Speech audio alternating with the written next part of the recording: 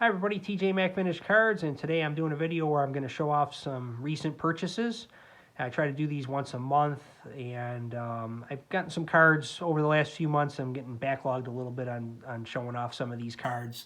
But these are really some exciting additions to my collection, and I don't really buy tons and tons of cards, but when I do buy them, I have a place for them in my collection. And this first one that I'm showing is the 78 Burger King Jack Morris with the Tigers. I do 30 key cards for baseball from 56 to 89. I already have that knocked off for 78, but when I did it, I didn't have a Jack Morris rookie card. He wasn't in the Hall of Fame at that point when I did that set. And what I did here is I went with this one over the 4-panel rookie just because I think it presents nicer because it's a single card. I'm not in it for investing or anything like that, although I think this card's probably more valuable than the 4-panel one is, at least based on the prices I've seen and what I paid for this one. But I more mainly did it because I want that image in the case because I think it's going to look great. I do have the Molitor and Trammell together in the case, and that's fine just because of the importance of that card. They do make a single Trammell of the Burger King, just like they do Lou Whitaker, but I don't have those yet. I'm looking at possibly getting those down the road, but the Morris was the first one that I wanted to add. Now, the Burger King issues of that time, they came out from 77 to 1980, and in 77, they only released the Yankees, and those were only available in the New York City area. And then in 78, they added the Tigers, Rangers, and Astros to go along with the Yankees, and they were also available only in the regional markets. And these were cellophane wrap packs. There was 3 cards plus a checklist you'd get in there, and they were distributed through the restaurants. And children 14 and under would receive an open pack with the purchase of a sandwich. At least that's what it said according to the pack. And I just, again, really like the issue. They did some different things with it. For example, in 77, they had a different Reggie Jackson. In 78, I believe the Fergie Jenkins is different on the Rangers, as well as on Goose Gossage on the Yankees is a different image than the Topps issue would have been. And in 79, they had a Pete Rose on the Phillies, where the Topps card had him on the Reds, and I showed that one off not too long ago. And then in 1980, they had a lot of different ones because that was the year that they incorporated the Burger King logo on the front of the card. And it was in the upper left corner. And that was the last year that Burger King issued them in conjunction with the top sets. So they were from 77 to 1980. And the really sought-after one in the 1980s, the Nolan Ryan, because he's on the Astros from that year, where in the top set he's on the Angels.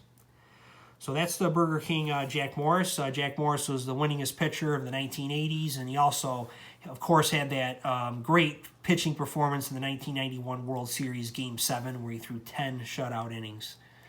So I'm going to slide him over. And that's the first king of the 3 kings that I put in the title of this video. That's the Burger King card. And now you have the second card here, which is the King Hugh Mcilhenny.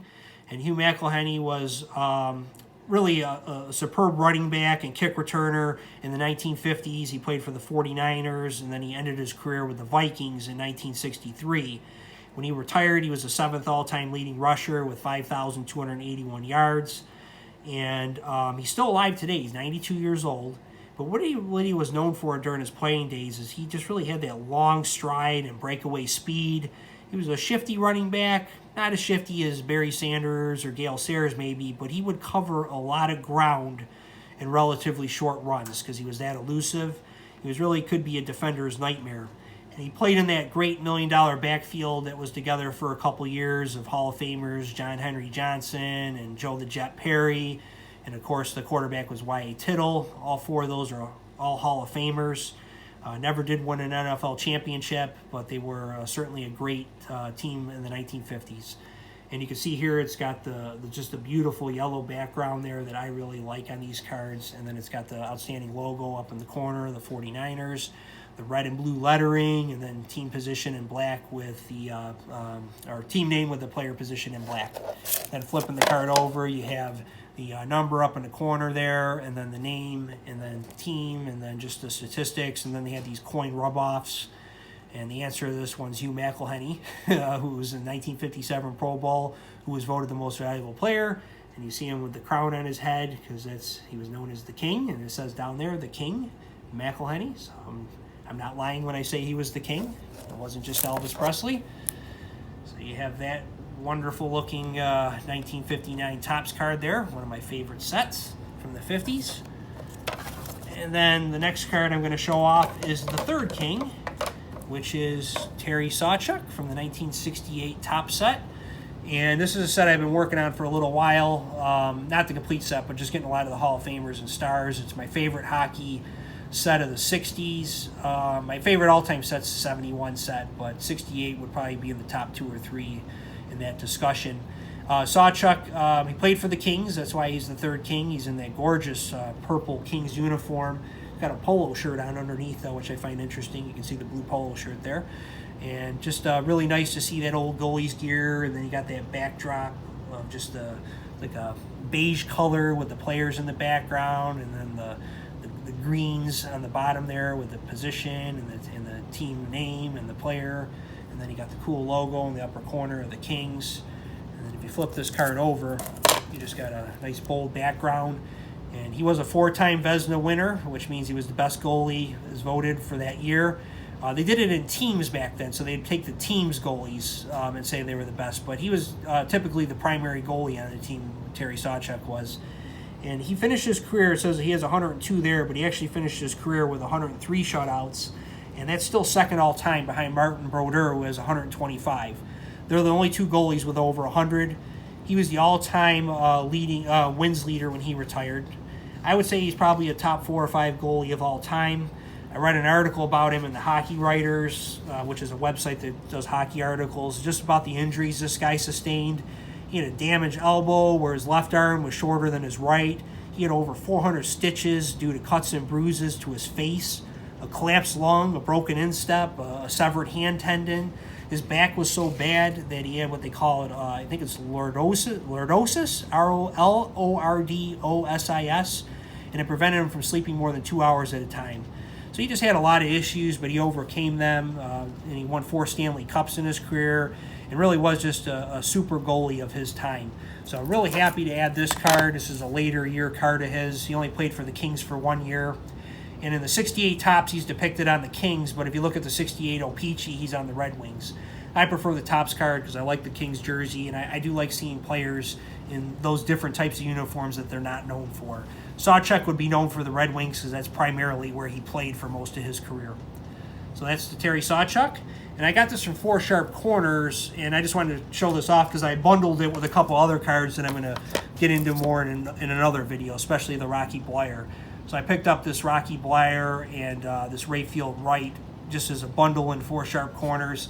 I mean, I got these 2 probably total for under $20, those 2 cards. So I had to add them in because I'm a 70s football collector. I already had a Rayfield Wright rookie. Didn't really need to add another one of his cards, but I think that was like a $7 card. So for the price is right, I'm going to add them, slabbed, nice cards. And I'll find a place to display them. So they'll fit really nicely into my collection. And I'm going to be doing a video on 70s photography, and I'm going to show off this Rocky Bleier because I like this image. It really captures what they were doing in the 70s with photography. So that's those couple cards. And then the last 2 cards I'm going to show is the Duke that is in the title, and that, of course, is the Duke Snyder, and this is his 1952 Bowman card. And just another beautiful image here of him, and you can see the advertising in the background and the fencing on top. You got the facsimile signature there, just, you know, beautiful blue and white on his uniform, the B on his cap. Just, you know, card I really like, depicts Duke, what he was known for. He's a great power hitter of his day. Just a nice card to add, and this is one I do display in my case during the baseball season. And what I like about this card, too, is I'm not usually big on the backs. I don't really care about backs that much, but it's really, when you see a Bowman that has this clean a back is really nice, because they're available a lot of times in the penny packs, and they'd have the wax staining on them. And this one has a really nice back on it, so just thought I'd show that off. And then here, again, is the front of the image. Duke, of course, was part of those 3 great New York center fielders of the 50s, and I would say at this time he would have been the best of the 3 because Mantle and Mays were still earlier in their career, and Duke was a little further along. And just really, you know, probably the unsung guy of those 3, but being he has that Brooklyn Dodgers connection, it makes having his cards extra special, I think. So I'm really happy to have that one. And then this last card that I'm adding is one that I'm really, really excited about because I'm a big vintage football collector as well, and I've been looking for a Bowman Frank Gifford rookie for a long time.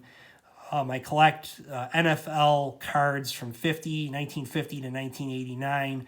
So it would be Topps, Bowman, Philadelphia brand issues during that time, and I get the 18 key cards from all those sets. I also do some Topps AFL from the 60s, but that's really my big collecting focus. And I'm down to less than 10. I think really only like 6 or 7 to complete it. That run, and the Frank Gifford was one of the ones that I've been really looking for, and he was really just a great player from that time. You can see him here in his USC, University of Southern California college uniform. I like here, you got the leather. You can see the leather. Let's bring it up here, the leather on his helmet.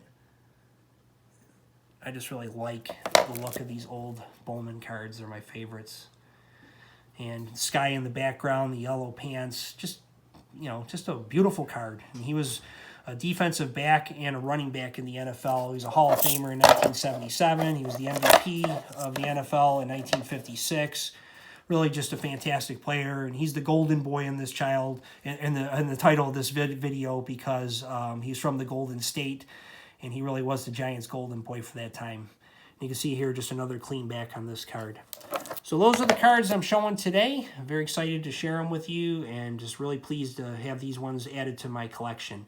Everybody have a great day, and hope you're having a good week.